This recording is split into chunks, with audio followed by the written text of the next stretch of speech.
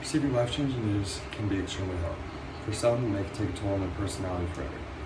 Now, I had this happen to me quite a few times, and I'm not talking about any close family member dying or anything like that.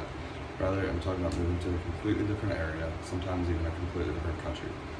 Not once, not twice, but actually 10 times. Now, to some of you, this may seem quite impossible, as your first move might be to right here in college.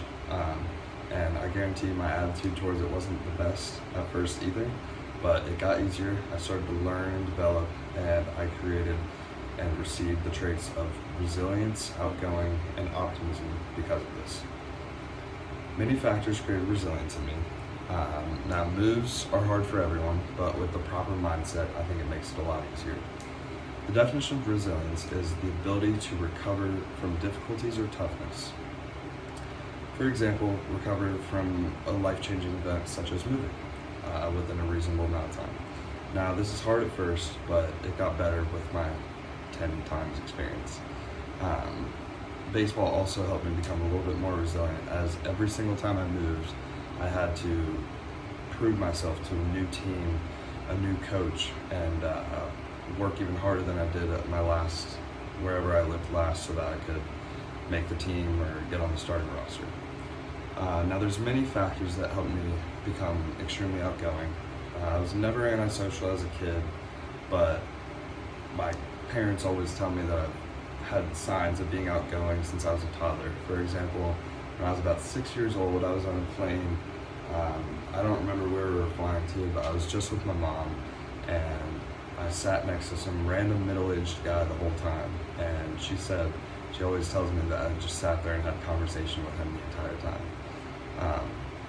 Now, through the first few moves, I didn't really have very much confidence, so I knew I had to face this issue head on, as I still had many more moves ahead of me.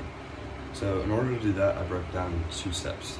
First, I knew I had to fix my self-confidence issues. So I started working out, eating healthier, and getting better haircuts. Second, I knew I had to develop my social skills, and the only way I knew how to do that was to practice them. I would do this by talking to anyone and everyone.